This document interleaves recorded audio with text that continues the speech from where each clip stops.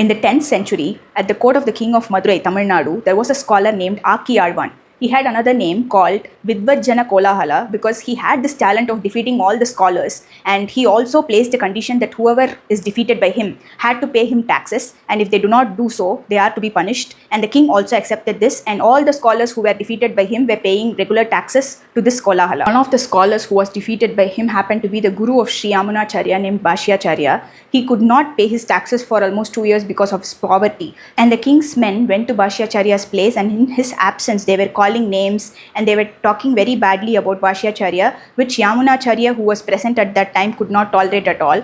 Yamunacharya was just 12 years old, and he talked back to the soldiers stating that he would be able to defeat Kolahala easily, though he is the youngest student in his guru's Gurukul. When the king and Kolahala heard these messages sent by Yamunacharya through the soldiers, they could only laugh at the time because Yamunacharya was just 12 years old, and this Kolahala had defeated so many scholars throughout the country. Still, because of his confidence, the king invited Yamunacharya to the court to have a debate with Kolahala. And Yamunacharya demanded that he be brought in a palanquin because he's going to debate with the court's scholar, and the king obliged and sent him a palanquin, and he was brought with royal respect for the debate with Kolahala. When this small boy entered the court, the king mentioned Kolahala is going to defeat him just like a cat is going to catch a mouse. While the queen, looking at the confidence and the effulgence of Sri Yamunacharya, she mentioned, just like a small fire burns a big ball of cotton, this young boy is going to crush the pride of Kolahala. Therefore, they both had a wager. So the king said, if Yamunacharya is going to win, I'm going to give him half of the kingdom. And the queen said, if Kolahala is going to win, I will become a maidservant. The queen asked him, Alavandira, are you coming to rule us? That's why Yamunacharya got this name Alavandar. At the beginning, Kolahala asked Yamunacharya some basic grammatical questions, and Yamunacharya answered them all. And he understood that this boy is not an ordinary one. Kolahala himself told Yamunacharya to set the rules for this debate. So Yamunacharya said he is going to tell 3 opposite statements. When Kolahala refutes at least one of them, Kolahala wins. If he's not even able to refute one of those statements, then Yamunacharya wins. The first statement spoken by Yamunacharya to Kolahala was, your mother is not barren. That is, Kolahala's mother is not barren, first statement. The second statement was, the king is righteous. And the third statement was, the queen is chaste.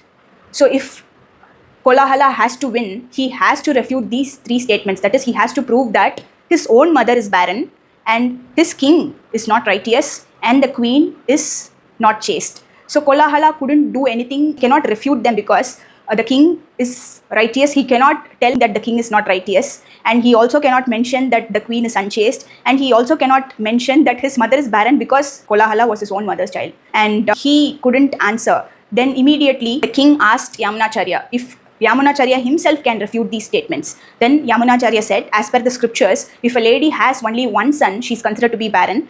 So now all of you women who have just one child, do not worry. There is no problem if you have just one child. Kolahala was his mother's only son, so she is proven to be barren as per the scriptures. And the second statement, he has to prove that the king is not righteous. So even if the king is very good, very pious, he accepts 1/6 of the share of sinful activities performed by his citizens. So we definitely would have citizens who perform sinful activities. So therefore, the king is not righteous because he accepts 1/6 of the share of the sinful activities. And number 3, he has to prove that the queen is not chaste. So when a Vedic marriage happens, it is said that a woman is given in protection to the moon god Soma, to Gandharva and Agni before giving in marriage to her husband. Therefore, scripturally, a woman is not chaste. Therefore, the queen is also not chaste. So hereby, Yamunacharya refuted his own 3 statements, which Kolahala couldn't. This defeated Kolahala, and he understood that his knowledge is nothing in front of Sri Yamunacharya. And the king also stopped charging taxes from Bhashyacharya and all others who were defeated by Kolahala. And as per the wager, the queen won, and therefore the king lost. He gave half of his kingdom to Yamunacharya.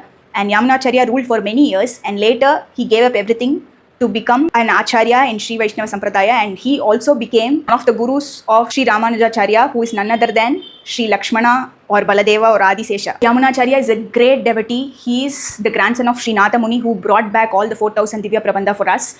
And here he exemplifies how one should protect the honor of his guru, how one should serve their guru unconditionally.